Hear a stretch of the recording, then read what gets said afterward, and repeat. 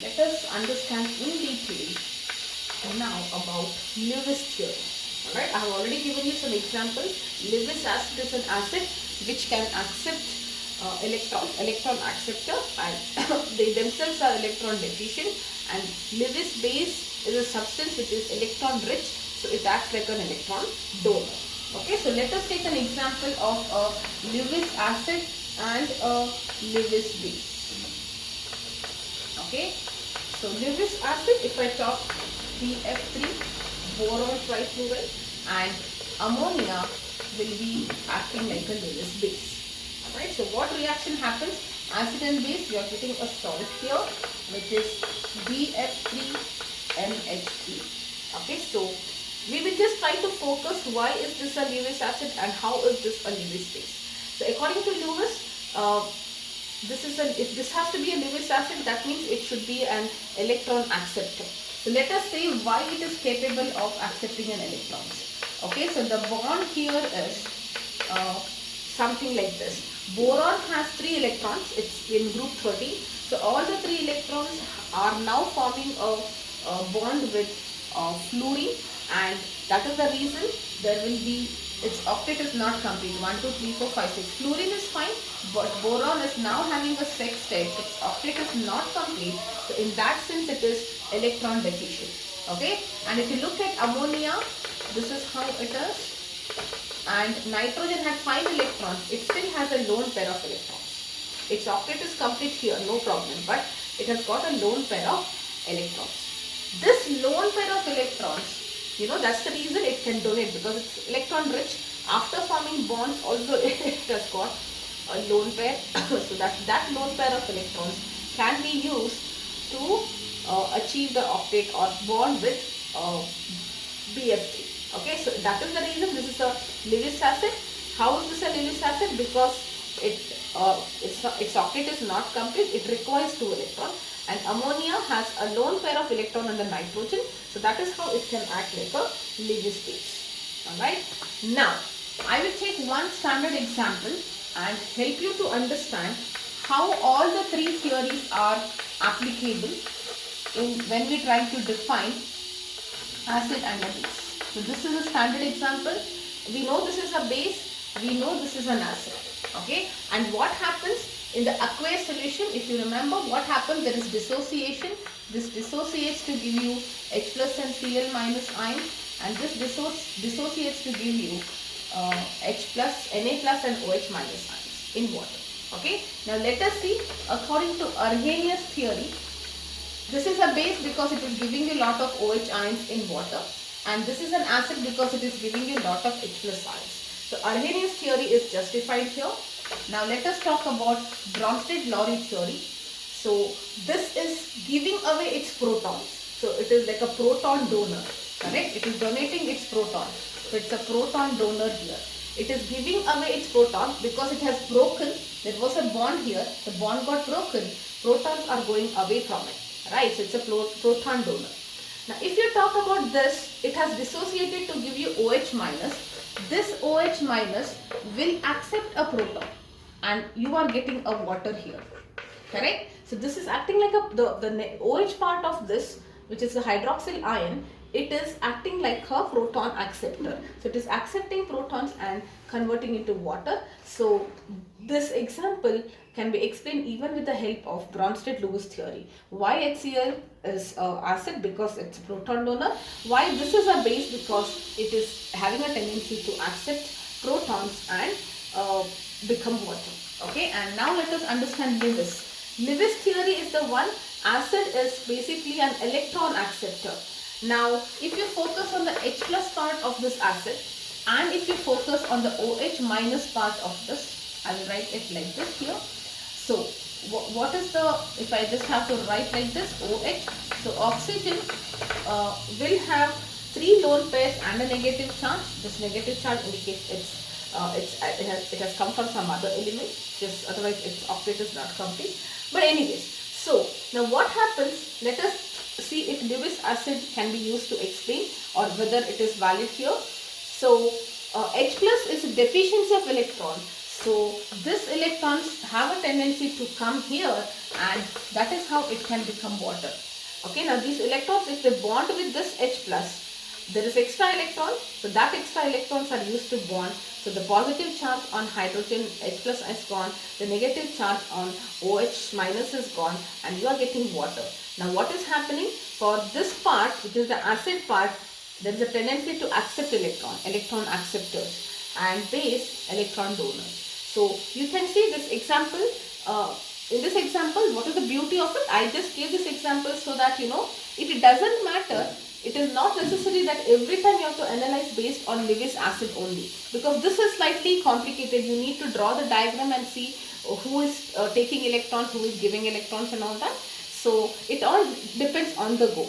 If you think just by looking at it, Arrhenius theory very well explains you, and if you think that is because of Arrhenius theory this is an acid, you can analyze it that way.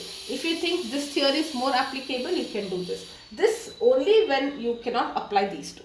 Alright, otherwise it is not that you cannot apply, you know, there is lot of insights into it, like who is doing what here. That's the reason. It depends on you totally, but I just gave this example for the same reason that you know it doesn't matter. You have any acid, you know, you can analyze it in any ways. Okay, so this is about the first part. Now let us take some example. We have understood all the three theories perfectly. Now let us take an example. The question, worked example of your question 7.12. What will be the conjugate basis? So you have to write the conjugate basis. What are the conjugate basis for the following Bronsted acid? So they have given it as an acid, all of them as an acid. I will write all the acids first. So you have HF. You have to write its conjugate base. What is the conjugate base for this acid? This is an acid. Okay, all of these are acids. I just write it here. All of them are acids. H2SO4, this is the second example, and HCO3 negative, bicarbonate ion. Okay, you have these three examples. What is the question? They have given you that these are acids. What will be its conjugate base? Now, how do I, if I know an acid, what is its conjugate base? Acid will always have a conjugate base after it shows its acidic character. And what is the acidic character in terms of Bronsted theory? It is a proton donor. So after it loses a proton. So just to remove a proton from here, if H plus is gone, what remains here is F minus. Okay. Now just to explain you this was HF, correct? Now if the bond breaks, if you want H plus, because H plus should be removed, that means both the electrons should have gone to fluorine, right? Only then it becomes H plus. Otherwise, you know, it will be a free radical mechanism, right? So clearly that means when the bond broke, the electrons, both the electrons were taken by F. That's why it got F negative, and that's how you get H plus. Okay, just little details so that you don't get confused. Otherwise, it's pretty evident. If it's H plus, it has to be F minus. So fluoride ion is the conjugate base. Here, when you do H minus, so you can just write H minus here. You are removing H plus. Okay, sorry, yes, you're removing H plus. So what happens if you remove H plus? There will be only one SO4, and H plus means it will be a minus sign. Okay, and here, now be careful, one H is gone, there is only one H is gone as an H plus. So it is taking, whatever is taking it, because it's H plus, that means that electron associated is also gone. That electron should be received here. It already has a negative charge. One more negative charge gets added. So it is CO3 2 minus. So the conjugate base for this is this. Conjugate base for this is this. Conjugate base for this is this. Okay. Let us write the second example. That is 7.13. Write the conjugate acids. So you have to write the conjugate acids for the following Bronsted-Lowry base. So base is given to you. Okay, what are the bases? NH2 minus NH3 and HCOO minus formitides. Okay. Now, these are the bases. You have to write the conjugate acids. When will base be converted into its conjugate acid? When base shows its basic property. And what is the basic property here? Base in terms of Bronsted definition is a proton acceptor. So it will accept the proton and then it gets converted into its conjugate acid. So in all these cases we are supposed to do a proton acceptance. Correct? So what happens? NH2, when hydrogen is added, 2 becomes 3 here. The plus and minus, they get neutralized, NH3. Okay, so here also NH3, it takes hydrogen, so it becomes NH4. There is no charge here, there is positive charge, so this is positive charge. And here it becomes HCOOH because this H gets added here, 2 charges, so no charge on the conjugate. Okay, so all of these are conjugate acids of this base. Fine. If you are confused a little bit, just go back a little where I explained the lives, or maybe go back to the previous video again and watch it so that it is clear. Okay, so if you want, I quickly repeat. How do I get a conjugate acid? Conjugate acid is for every base and conjugate base is for every acid. What I need to do, once it shows its basic or acidic character, we get the conjugates in general. And now you know what is conjugate. Acidic character is removal of a proton, proton donor, that's the reason they are proton donors. Basic character is because they are proton acceptors, that is when you add a proton. Okay, so yes, so these type of questions are important, they can ask you. Next, give the corresponding conjugate acid and corresponding conjugate base. Okay, so this is question number 7.14. You have to give its conjugate base and conjugate acid both. There is a substance. If you remember in the previous example, I told you that there are some substances which can act as both acid and base depending on with which it is going to react. Okay, so that means for the same substance I can have both conjugates. Let us now try to do it. You have water. Now the first question is water. Now if it has to be converted, let us write it. This should be a conjugate acid. What is its conjugate acid? Or maybe I can write it above. Yes. You have to write the conjugate acid of water and conjugate base of water as well. So if this is a conjugate acid, don't get confused. Listen to me carefully. If I want the conjugate acid, that means water had H2O. Okay, water should be acting like a base here, correct? So to get a conjugate acid, it should act like a base. And what is the action of a base? Base is a proton acceptor. So it should accept proton, right? To become a conjugate acid term is relevant only for bases. That means if I want to write the conjugate acid of something, the substance should be acting like a base. Base, when it shows its basic property. What is the basic property? Accepting of a proton acceptor. So now what happens? It will be H3O plus. So this will be its conjugate acid. Now if you want to get the conjugate base, that means water should be acting like an acid here. Correct? And acid is a proton donor. You remove a proton, you are getting OH negative. So for water, this is its conjugate acid and this is its conjugate base. Always remember the difference should be in terms of protons. Yes. Okay, next example, bicarbonate ion. Alright, the same thing here. This will be acting like a base to get its conjugate acid. So it will be addition of a proton. So it will be H2CO3 neutral because the charge is getting neutralized. And for it to be an acid, it should remove a proton. Acids are proton donors. So if you remove a proton, it will be CO3 2 minus because one charge is added here. Alright, so this is HCO3. Next is bisulfate ion, HSO4 minus.